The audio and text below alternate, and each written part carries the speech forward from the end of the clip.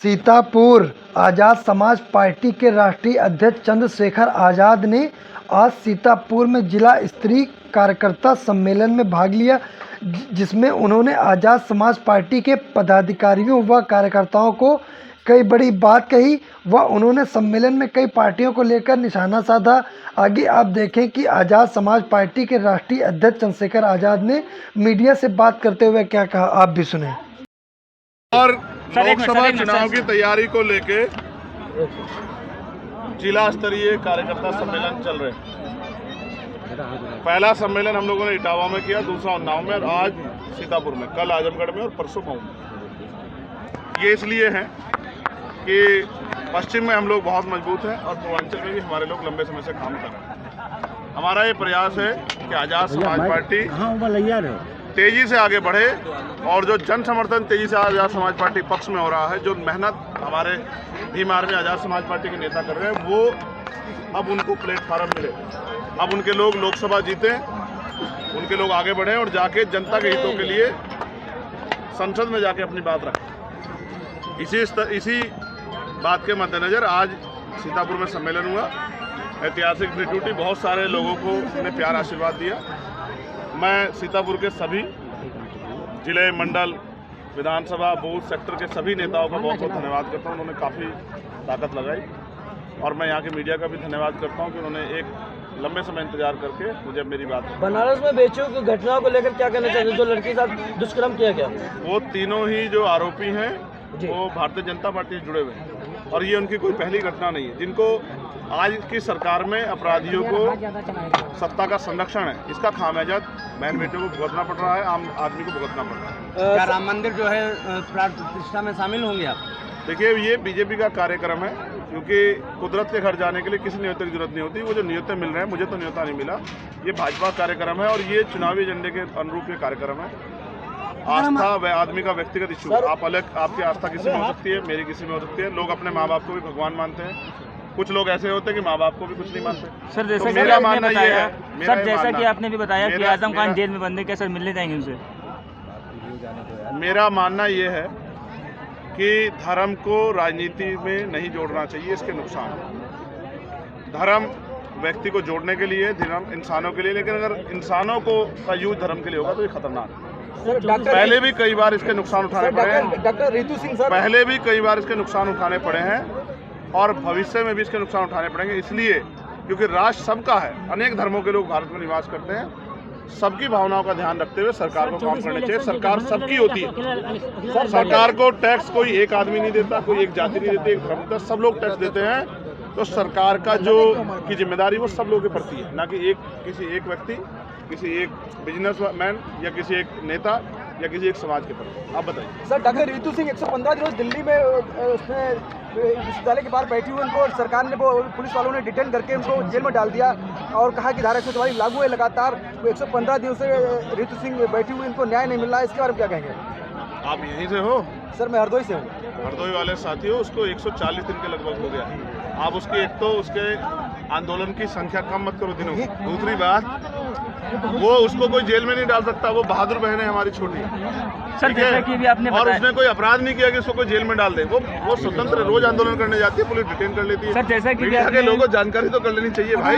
Sir, जैसा कि आपने भी बताया कि आजम खान जेल में बंद है, सीतापुर जेल में, क्या सर आप जेल में मिलने जाएंगे आजम खान से? देखिए, मेरी बहुत इच्छा थी जेल में मिलने जाने की, लेकिन आप जानते हैं कि प्रशासन उसकी कोई परमिशन नहीं दे रहा। और अगर ज़्यादा जिदबाजी होगी तो ऐसा ना हो कि अभी आजम साहब यहाँ है, थोड़ी देर में किसी और जेल में शिफ्ट करते जाएं। आप भारतीय जनता पार्टी सरकार को जानते हैं, ये बदलाव के लिए काम नहीं करती, बदले के लिए काम करती है। अगर हम आज़ाद समाज पार्टी की बात करें तो आगे क्या मिशन है और क्या? देखिए, आज़ाद समाज पार्टी भविष्य में क्या करेगी, ताकत आने वाली, ये मैंने आप सब लोगों को बता दिया।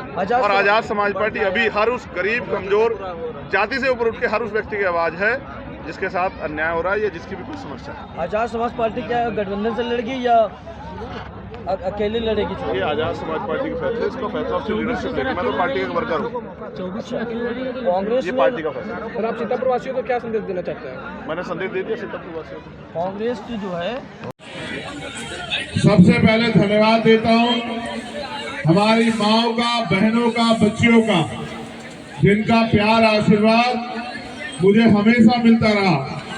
फिर धन्यवाद दूंगा अपने नौजवान साथियों का, छोटे भाइयों का और मेरे हम साथियों का।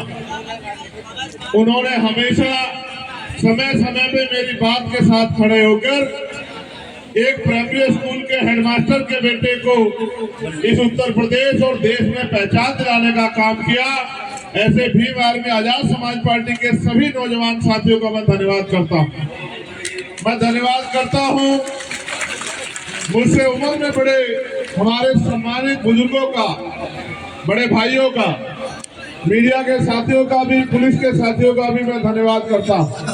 और सबसे ज्यादा धन्यवाद करता हूँ यहाँ की जो टीम है, जिन्होंने अपनी मेहनत का एक एक पैसा लगा के पिछले लंबे समय से दिन रात एक करके गांव-गांव, गली-गली जाके लोगों के बीच में संघर्ष करके उनके दुख सुख में खड़े होके आजाद समाज पार्टी को, भीम आर्मी को आज एक ताकत बनाने का काम यहाँ पर किया। ऐसी हमारी यहाँ की पूरी टीम, भाई अनस खान जी, नियाज अहमद जी, अजीत भारती जी, दिलीप जाटव जी, श्यामलाल भारती जी, प्रवीण संगम जी। कबीरदास जी का देश है और इस देश में समता, समानता, बंधुत्व, भाईचारे का आंदोलन अब से नहीं 2000 साल पहले। और मैं पढ़ता भी और जानता और वकील भी हूँ। मैं समझता हूँ कि जिस तरह के हालात हैं, लोगों के मन में निराशा। किसान जवान जिंदाबाद। बहुत बहुत धन्यवाद आप सब लोगों ने।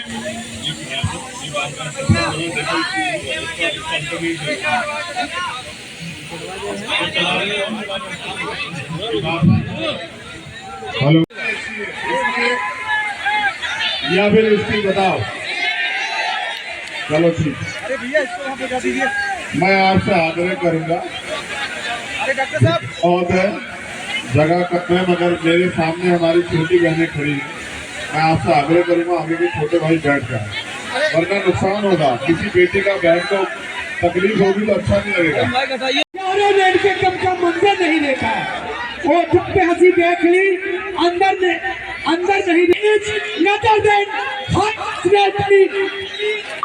कमांड द स्टेज माननीय Chandrashekhar Azad ji, please command the stage.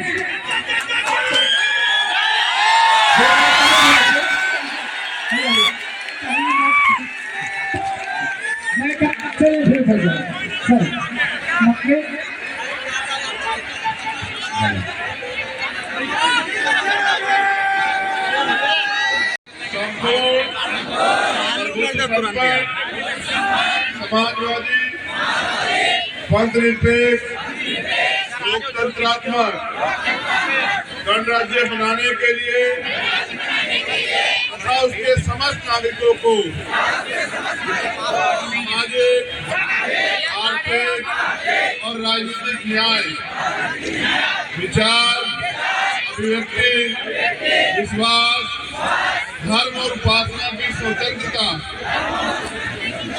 प्रतिष्ठा और अवसर की समता प्राप्त कराने के लिए तथा उन सब में व्यक्ति की गरिमा, राष्ट्र की एकता और अखंडता सुनिश्चित करने वाली बंधुता बढ़ाने के लिए दृढ़ संकल्प होकर अपनी संविधान सभा में आज तारीख 26 नवंबर 1949 ईस्वी को इक़्तिदार द्वारा इस संविधान को अंगीकृत, अधिनियमित और आत्मर्पित करते हैं। भारतीय संविधान जिंदाबाद। के लिए कुछ बोल पाऊं, लेकिन फिर भी कोशिश करूंगा। आजाद समाज पार्टी के राष्ट्रीय अध्यक्ष वो आप लोगों के बीच में आए और अपनी बात से आजाद समाज पार्टी जिंदाबाद।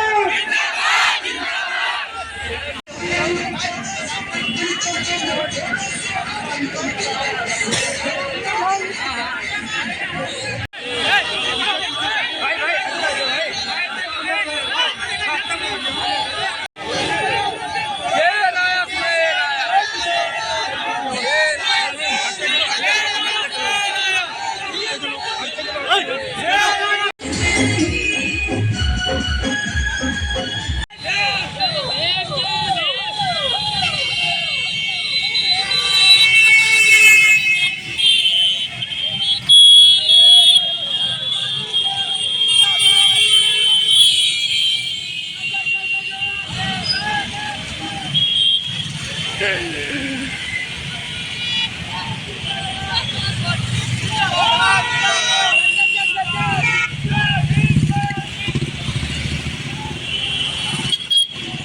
गाड़ी पीछे हमका लग रहा है ना। इनका ऊपर कर लो थोड़ा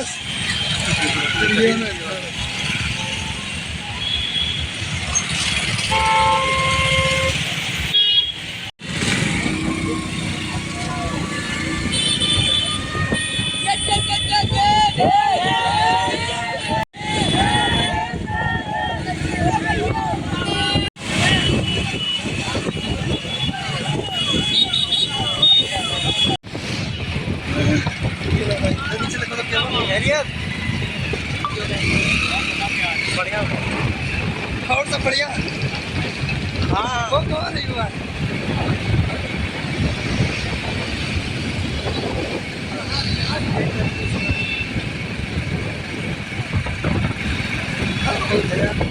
ये मौसम